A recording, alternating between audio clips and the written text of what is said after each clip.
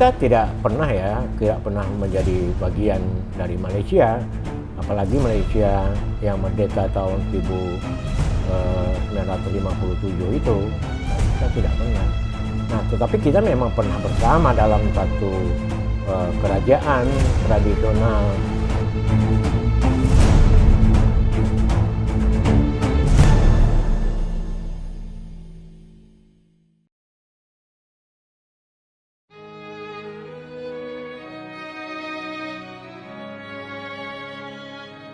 Terbentang dari Selat Malaka hingga ke Laut Natuna, Provinsi Kepulauan Riau termasuk wilayah strategis karena berbatasan dengan Singapura, Vietnam, Malaysia, dan Kamboja. Wilayah Kepulauan Riau mulai dikenal sejak abad ke-12 ketika wilayah ini menjadi perlintasan para pedagang. Daerah ini kaya akan potensi sumber daya alam di bidang minyak dan gas, pariwisata, dan bahari. Berdasarkan Undang-Undang Nomor 25 Tahun 2002, Kepulauan Riau menjadi provinsi ke-32 di Indonesia dan diresmikan pada 1 Juli 2004.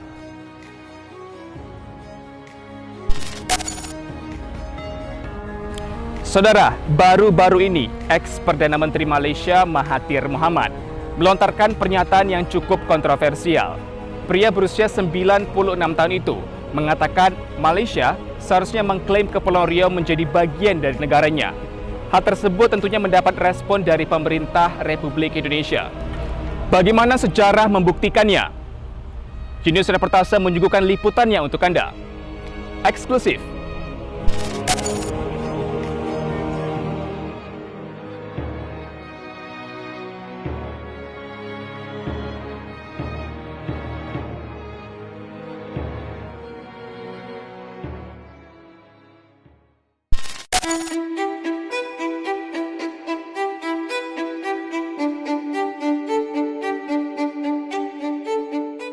Pada masa lalu, wilayah Kepulauan Riau merupakan bagian dari Kesultanan Johor.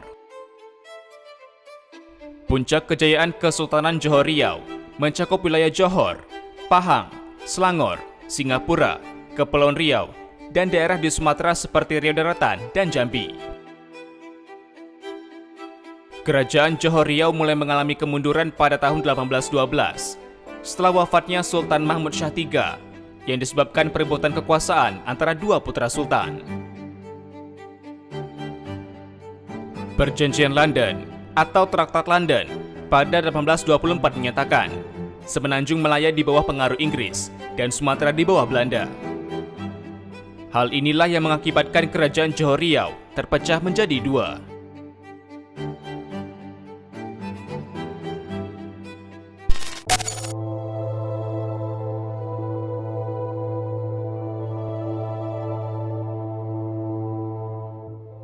Ratusan tahun sejarah itu tersimpan. Mendadak, warga Indonesia khususnya Melayu terusik pernyataan ex-Perdana Menteri Malaysia Mahathir Mohamad.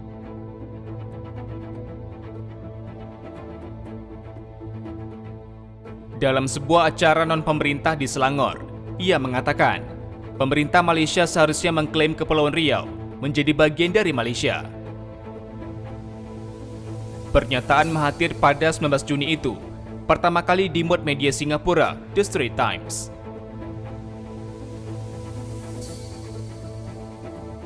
Pria 96 tahun tersebut mengatakan, tanah Melayu sangat luas, membentang dari Genting Kera di Thailand Selatan hingga Kepulauan Riau dan Singapura. Sontak, pernyataan tersebut memantik reaksi dari masyarakat Indonesia, terutama masyarakat Provinsi Kepulauan Riau. Sejarawan Melayu, Abdul Malik salah satunya. Ia mengatakan, Kepulauan Riau tidak pernah menjadi bagian dari Malaysia. Dalam sejarahnya, justru disebutkan, Kepulauan Riau pernah bersama dalam satu kerajaan dengan beberapa bagian negara Malaysia, terutama Johor, Pahang, Terengganu, dan Singapura. Kita tidak pernah menjadi bagian dari Malaysia, apalagi Malaysia yang merdeka tahun 1957 itu, kan, kita tidak pernah. Nah, tetapi kita memang pernah bersama dalam satu kerajaan tradisional ya dengan beberapa bagian di Malaysia itu, ya terutama dengan Johor, Pahang, Terengganu, dan kemudian juga dengan Singapura, ya tetapi itu ke pemerintahnya berpusat di tempat kita karena wilayah Johor, Singapura, Pahang dan Terengganu itu dulu wilayah kesultanan kita, ya Kesultanan Riau, Lingga, Johor dan Pahang. Menurut Abdul Malik, Kesultanan Riau Lingga adalah bagian dari Kesultanan Melaka yang kemudian diteruskan oleh Kesultanan Johor Riau.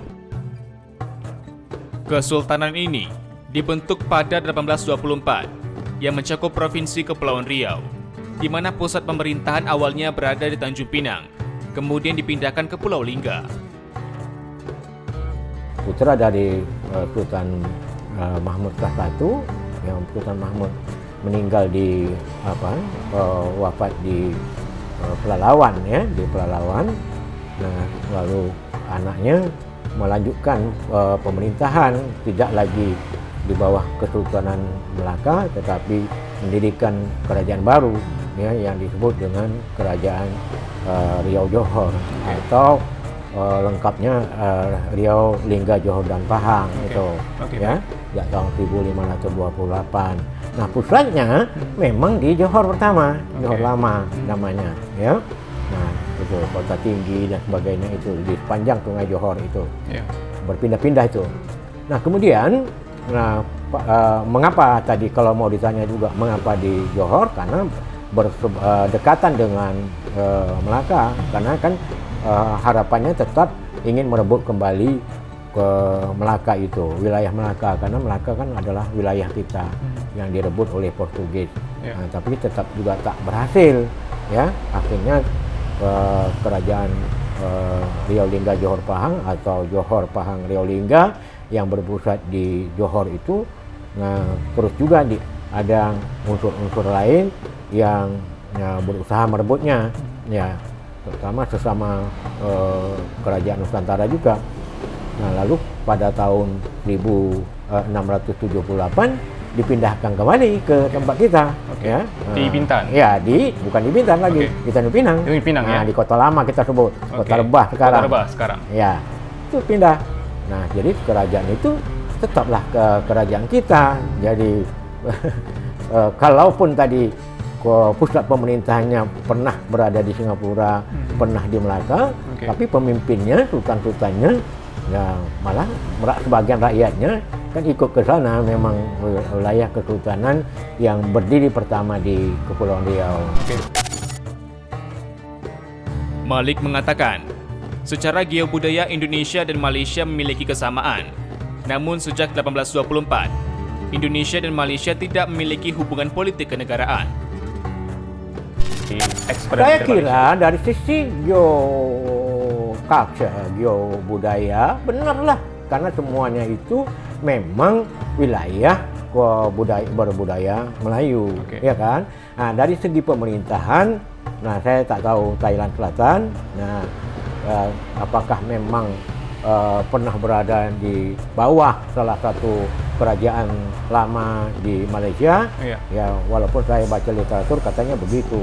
Tapi kalau kita tidak begitu, ya bagian dari yang sekarang di Malaysia itu adalah bagian kita dulu, gitu, ya. Nah, kalau kita lanjutkan kisahnya tadi itu, sejarahnya, nah sampailah tadi setelah 1678 berpusat di Tanjung Pinang, ya di Kota Rebah namanya, Tanjung Pinang di Sungai Jarang. Nah, lalu itu terjadi perpindahan beberapa kali, ada 2-3 kali perpindahan karena tadi situasi politik pada masa itu. Tapi pemindahan itu adalah pemindahan dalam wilayah kita, maksudnya karena Johor pada waktu itu adalah wilayah kita, termasuk juga Singapura. Nah, lalu yang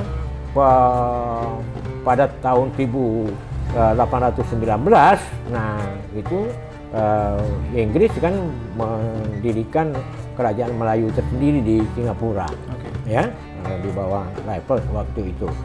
Nah, hanya sultannya tetap juga sultan kita, ya, Sultan Hussein Shah, anak dari Sultan Mahmud Riyad Shah, kakanda dari Sultan Abdurrahman Muazzam Shah I. Nah, karena Tengku Hussein waktu itu tidak menjabat sultan, nah itulah beliau yang dibujuk oleh Raffles untuk menjadi Sultan Singapura. Lagi-lagi yang memimpinnya adalah putra Kepulauan Riau, ya kan? Nah, kita terus, wah itu berarti itulah awal kita berpisah dengan Singapura, ya. Nah, jadi secara legalitas, nah memang kita tak bisa lagi mengatakan sejak tahun 1819 itu mengatakan Singapura bagian dari kita lagi, karena memang sudah terpisah saja, ada semacam konvensi bahwa kita tak apalagi tidak mempersoalkan itu lagi lah, ya, apalagi Sultan pada waktu itu adalah Sultan Abdurrahman Muazzam Shah I yang jadi sultan di Singapura, abangnya sendiri. Jadi beliau sendiri sudah mengatakan, ya sudah, kita ada beradik, tak perlulah bertengkar persoalan ini hanya persoalan dunia saja. Ya, walaupun sebetulnya itu kan adalah wilayah kita.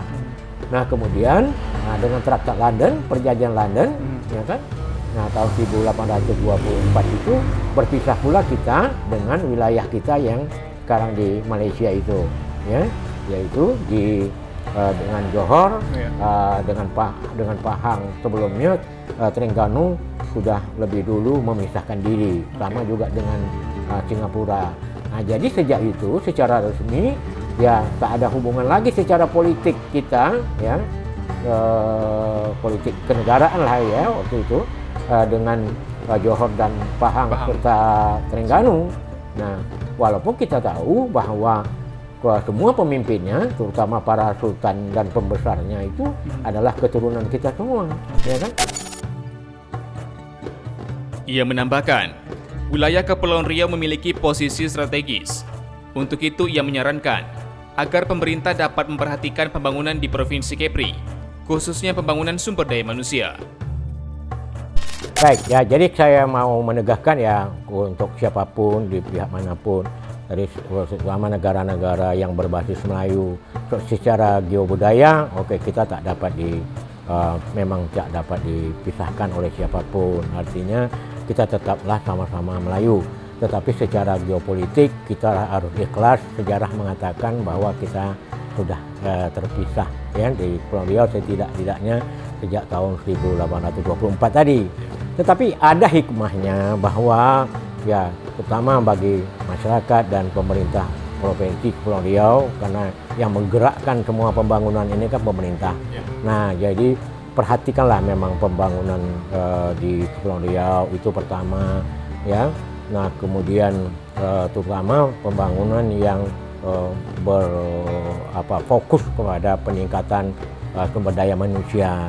Nah, juga pemerintah pusat dalam hal ini, ya untuk kawasan perbatasan, apalagi kawasan perbatasan seperti Kepulauan Riau, ya potensinya sumber daya alam, ya budayanya, ya pusat budaya Melayu ya harus dikatakan ya memang Kepulauan Riau, ya.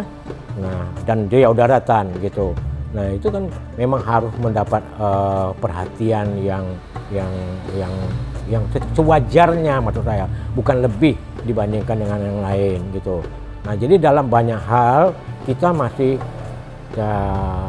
kurang mendapat perhatian, terutama dari pemerintah pusat. Pendidikan kita masih tertinggal dengan provinsi-provinsi lain di Indonesia, terutama kalau kita bandingkan dengan provinsi yang ada di Jawa, ya.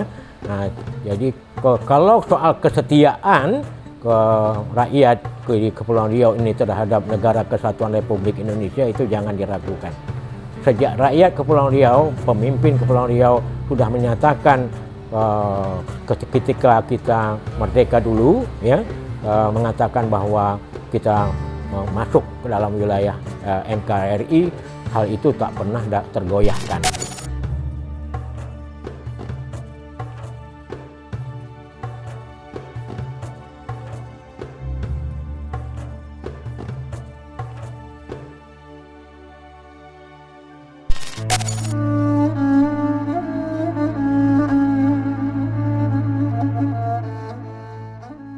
Pernyataan Perdana Menteri Malaysia ke-7, Mahathir Mohamad, juga mendapat perhatian dari pengamat hubungan internasional Universitas Maritim Raja Ali Haji, Syed Fauzan Riyadi. Ia mengatakan, pernyataan tersebut bertolak belakang dengan Malaysian Maritime Enforcement Agency atau Badan Penegakan Maritim Malaysia.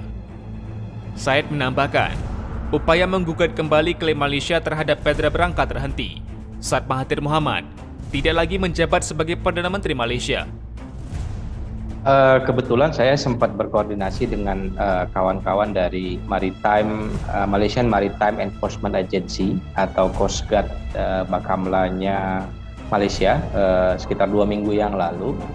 Justru pernyataannya bertolak belakang ya. Jadi menurut pengakuan mereka, sebenarnya upaya untuk menggugat kembali klaim Singapura terhadap Petra Branca justru terhenti pada saat kemarin Mahathir Mohamad sempat sebentar menjadi Perdana Menteri Malaysia lagi gitu.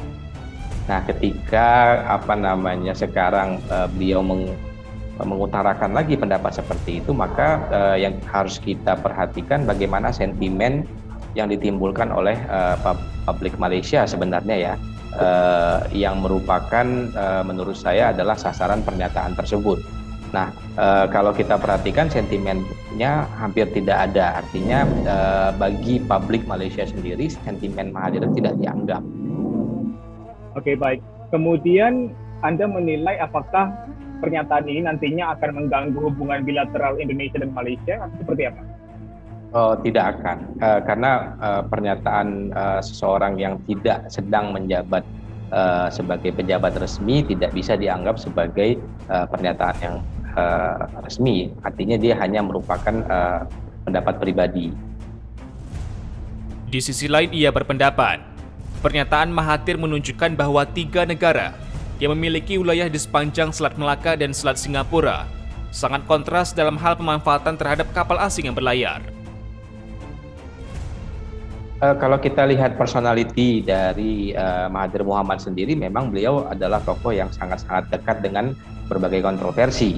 Tapi memang kalau kita positive thinking, saya kira pernyataan Mahathir itu lebih dalam konteks bahwa dari 3 negara litoral atau 3 negara yang memiliki wilayah di sepanjang Selat Malaka dan Selat Singapura memang sangat kontras sekali pemanfaatan terhadap para kapal-kapal asing yang berlayar oleh Singapura ketimbang Indonesia dan Malaysia sendiri gitu. Kalau kita ranking, tentunya Singapura itu berada di ranking pertama yang mendapatkan manfaat ekonomi, Malaysia kedua, Indonesia adalah yang paling terakhir.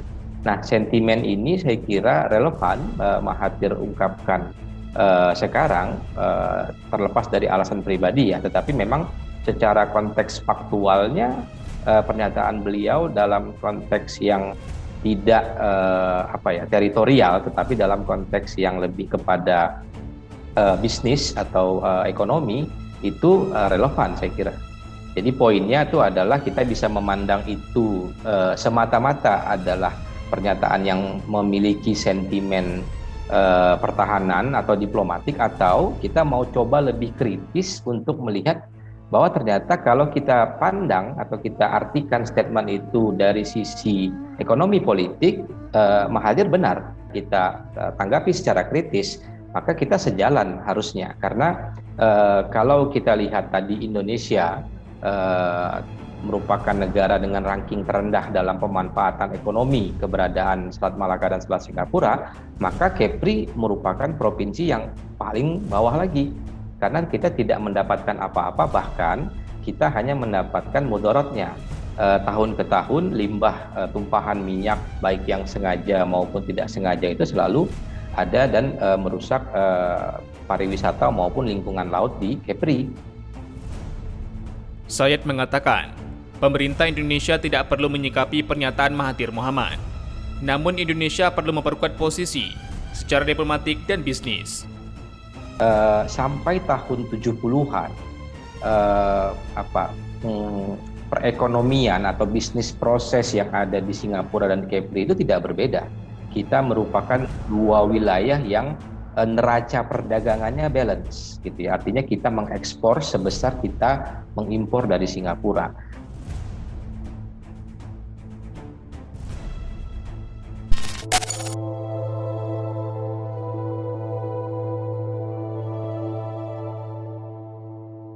Gubernur Kepri Ansar Rahman menanggapi santai pernyataan Mahathir. Ia mengatakan, sekelas Mahathir Mohamad harusnya mengerti kedaulatan sebuah negara. Saya kira kan sekelas Pak Mahathir mestinya kan bicara kedaulatan. Malaysia bagian Kepri gitu. Ya. Kebalik. Indonesia ya Indonesia, Malaysia ya Malaysia. Respon juga datang dari warga Kepulauan Riau, Robi Patria. Ia menilai pernyataan yang disampaikan Mahathir berlebihan. Pertama, klaim Mahathir Mohamad bahwa harusnya Malaysia mengklaim Kepulauan Riau ataupun Singapura itu pernyataan yang menurut saya kira berlebihan ya.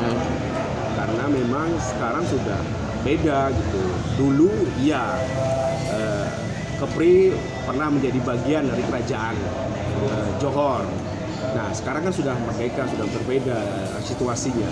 Nah, yang menjadi perhatian oleh pemerintah pusat harusnya dengan kejadian ini menjadi memberikan perhatian lebih kepada Kepulauan Riau. Melalui akun Instagramnya, Mahathir Mohamad mengklarifikasi pernyataannya. Penjelasan itu dimaksudkan untuk menyindir masalah internal pemerintah Malaysia dengan Kesultanan Johor yang mengurusi sengketa Batu Putih, wilayah yang diperebutkan dengan Singapura. Mahathir juga menerangkan, terkait Pulau Sipadan dan Ligitan, ia juga berterima kasih kepada Indonesia karena tidak mempermasalahkan keputusan pengadilan internasional yang menegaskan dua pulau itu merupakan milik Malaysia. Riau Island was a part of Johor, Right. and Singapore was also a part of Johor. Right. You don't mind this huge piece of land being given away, but you are worried about this rock.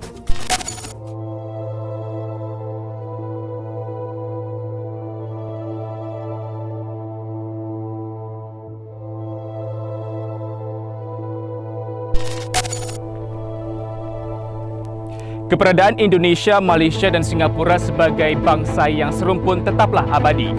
Secara geobudaya, Indonesia dan Malaysia memiliki kesamaan, namun jika ditinjau dari aspek geopolitik, sejak 1824 Kepulauan Riau telah terpisah dan secara sah menjadi provinsi di Negara Kesatuan Republik Indonesia. Saksikan reportase edisi selanjutnya. Sampai jumpa.